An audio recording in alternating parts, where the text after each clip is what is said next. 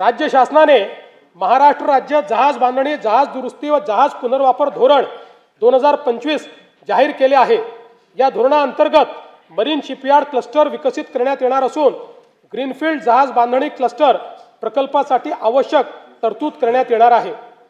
देशातील सर्वात मोठे बंदर म्हणून उदयास येत असलेल्या पालघर जिल्ह्यातील वाढवण बंदर प्रकल्पाकरिता राज्य हिस्सा म्हणून आवश्यक निधी टप्प्याटप्प्याने उपलब्ध करून देण्यात येणार आहे।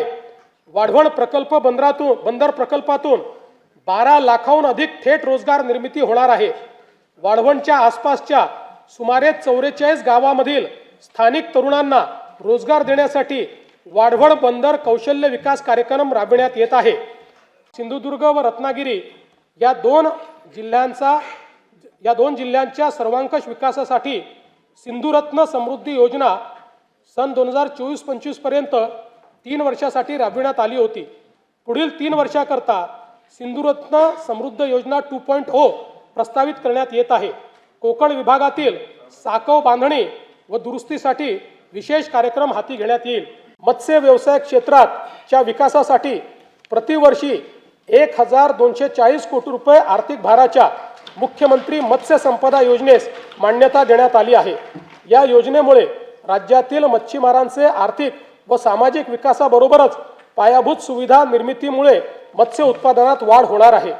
मुंबई महानगर प्रदेशातील वाढत्या वाहतूक कोंडीला पर्यायी पर्यावरणपूरक स्वस्त उपाय म्हणून सध्याचे जलमार्गांचे 125 किलोमीटरचे जाळे 340 किलोमीटरपर्यंत विस्तारण्यात येणार आहे। त्यामुळे सध्या वार्षिक 1,60,00,000 असलेली प्रवासी संख्या 2031 पर्यंत 7,39,00,000 पर्यंत वाढेल। यासाठी 21 विद्यमान जलमार्गावरील 20 टर्मिनलचे अद्ययावतीकरण आणि 11 नवीन जलमार्गावर 24 टर्मिनलची निर्मितीसाठी 6,600 कोटी रुपयाचा खर्च अपेक्षित आहे।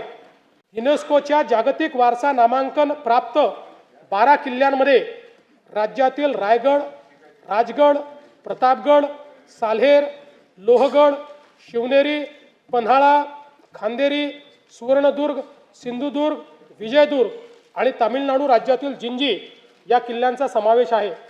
या ऐतिहासिक किल्ल्यांचे जतन करण्याकरता आवश्यक उपाययोजना करण्यात येत आहेत।